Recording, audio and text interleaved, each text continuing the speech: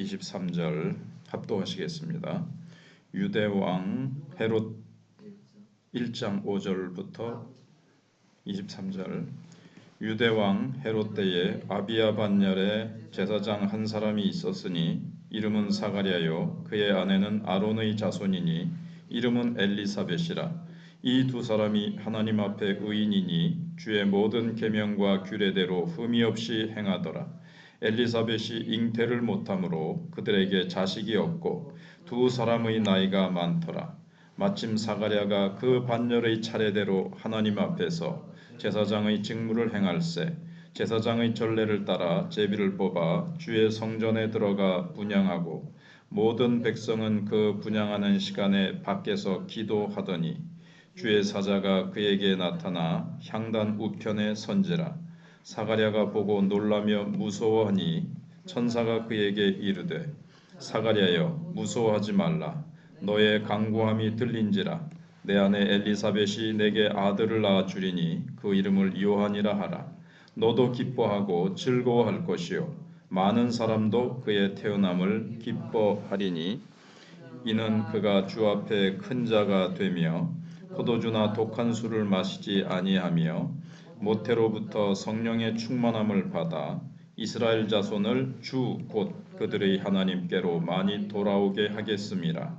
그가 또 엘리야의 심령과 능력으로 주 앞에 먼저 와서 아버지의 마음을 자식에게 거스르는 자를 의인의 슬기에 돌아오게 하고 주를 위하여 세운 백성을 준비하리라.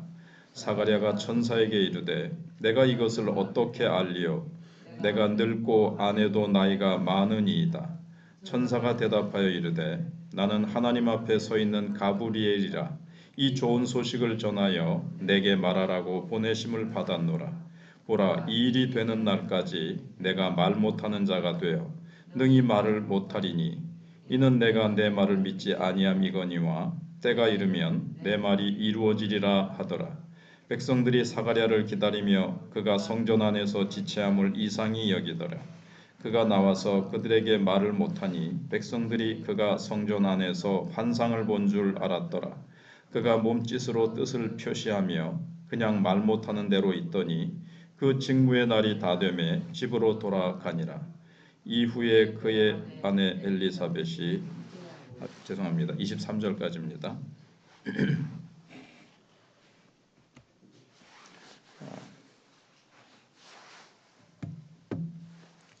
헤롯이 다스리는 암울한 시대에 유대 땅은 아이가 없지만 의인의 삶을 살아가는 사가랴와 엘리사벳을 통해서 하나님께서 새로운 시대를 이렇게 준비하시는 내용이 나오고 있습니다. 헤롯은 에돔 사람입니다. 그러니까는 에서의 후손이죠. 그리고 로마 세력을 등에 업은 이제 가짜 왕입니다. 그러니까 돈 주고 왕의 자리를 산 거예요. 백성들이 좋아하고 존경해서 세운 왕이 아니고 아주 포악하고 못된 왕인데 돈으로 그냥 왕의 자리를 샀으니까 가짜 왕인 겁니다. 그리고 자기 신분을 이제 가지고 백성들의 환심을 사기 위해서 성전을 지어줍니다. 그래서 이 성전은 이제 헤롯 성전이죠. 예수님 당시에 예수님이 이 성전을 헐라 내가 사흘 만에 세우려니까 우리가 뭐 45년인가 43년 만에 우리가 지은 건데 네가 어떻게 사흘 만에 세우겠느냐 이런 말을 하죠. 헤롯이 지은 거예요. 그리고 그 당시도 완전히 완성은 안 되고 그 짓고 있는 중이었습니다. 그렇지만 성전은 예수님이 들어가셔서 막 이렇게 돈 바꾸는 자와 짐승 파는 자들을 내어 쫓잖아요. 그러니까 타락의 온상이었고 제사장은 또 타락을 부추기는 그런 무리들이었습니다. 이런 암울한 시대에도 사가랴와 엘리사벳의 이 삶은 계명을 잘 지키고 규례를 따라서 흠이 없는 의인의 삶을 살고 있었습니다. 그러나 이 두 사람의 나이는 참 많고 이들의 신앙을 이어갈 자녀가 지금 없는 상황입니다. 그러니까 좀 신앙적으로 보면 미래가 없는 거죠.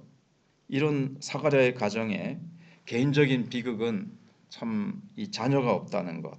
그리고 가짜 왕에다가 성전은 타락하고 제사장들도 타락하고 그러니까 모든 것이 암울한 시대라는 것을 보여줍니다. 욕망으로 가득한 성전, 타락한 제사장들은 오직 돈 벌기에 눈이 멀어 있고 소망 없는 세대를 사는 소망 없는 가정이죠. 인간적으로 언뜻 보기에는 뭐 자녀도 없으니까. 그런데 이런 가운데서도 성경은 의인의 삶을 살고 있었다 하는 겁니다.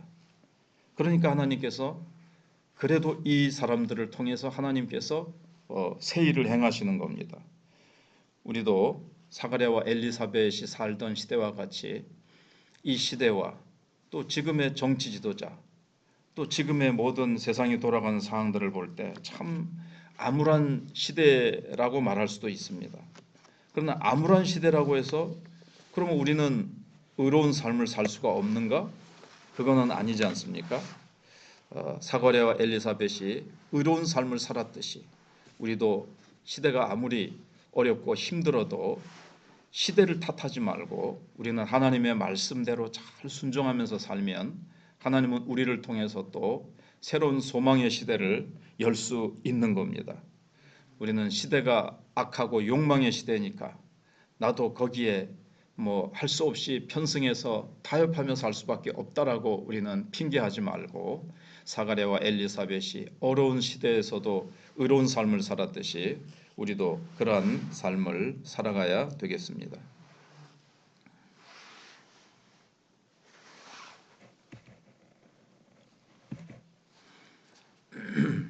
그 다음에 이제 8절로 23절에는 이스라엘의 소망에 대한 내용이 나옵니다.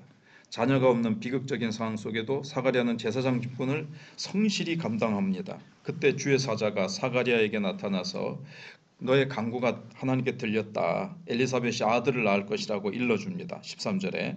근데 사가랴 부부는 비록 나이가 많았지만 하나님께 소망을 두고 기도하며 있었거든요. 근데 이게 이제 응답된 거예요. 근데 이들에게 태어날 요한은 이 한 가정 사가랴와 엘리사벳에게만 기쁨이 아니라 소망 없이 암울한 시대에 살고 있던 이스라엘 백성들 그 다음에 그들은 사실 모르고 있었지만 온 백성들에게 온 열방 가운데 기쁨의 소식이 된 거죠. 그리스도가 나실 것인데 그리스도의 나심 그리스도를 준비하는 자로 하나님이 오시니까요. 하나님이 그렇게 하시니까요. 그리고 16절 17절에서 이스라엘 자손을 하나님께로 돌아오게 하는 사명을 받았다. 이게 이제 말라기에 예언되어 있는 내용이죠.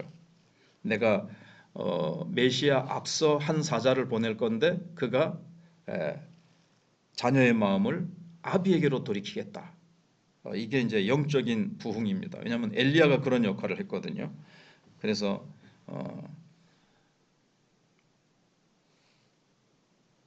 세례 요한의 별명이 이제 엘리야였지 않습니까? 그래서 두 사람은 사적으로 간구를 드렸지만 하나님은 공적으로 응답을 해주신 것입니다. 너무나도 놀라운 소식을 들으니까 사가랴는 그냥 내게 어떻게 그런 일이 일어나겠습니까? 내 아내도 늙었고 나도 늙었는데 어떻게 그런 일이 있겠습니까? 하면서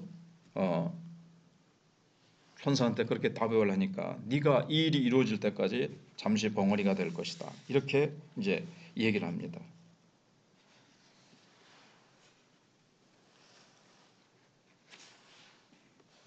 그래서 우리는 이 내용 속에서 내 짧은 생각과 경험으로 하나님의 능력과 역사를 부정하거나 제한한 적은 없는지 우리를 돌아봐야 되겠습니다. 하나님, 그 일은 어떻게 일어나겠습니까? 내가 지금 이런 상황에 있는데 어떻게 그게 될 수 있겠습니까? 하나님의 말씀에는 하나님은 능치 못함이 없으시다고 하셨고 하나님께서는 우리에게 약속하신 바가 있는데 하나님, 제 상황은 어렵습니다. 내 상황은 이렇습니다.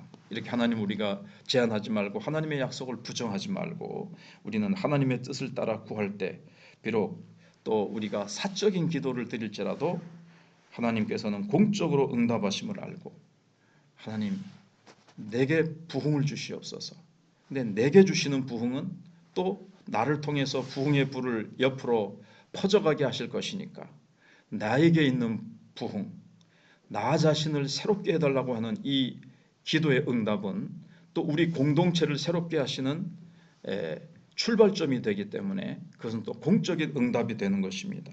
그래서 우리는 하나님 앞에 사적으로 기도할지라도 하나님은 응답하시고 내 기도의 응답을 통해서 하나님은 놀라운 일들을 행하십니다. 한나가 아이 하나를 달라고, 아들을 하나 달라고 기도했을 때 하나님께서는 그 아들을 통해서 암울한 사사시대를 빛을 비추는 그런 사무엘이 태어나서 귀한 역할을 감당했듯이 내가 기도하는 그 기도를 통해서 하나님께서는 내가 생각했던 그 기도 제목을 뛰어넘어서 하나님은 놀라운 일들을 행하게 되실 것입니다. 기도하겠습니다.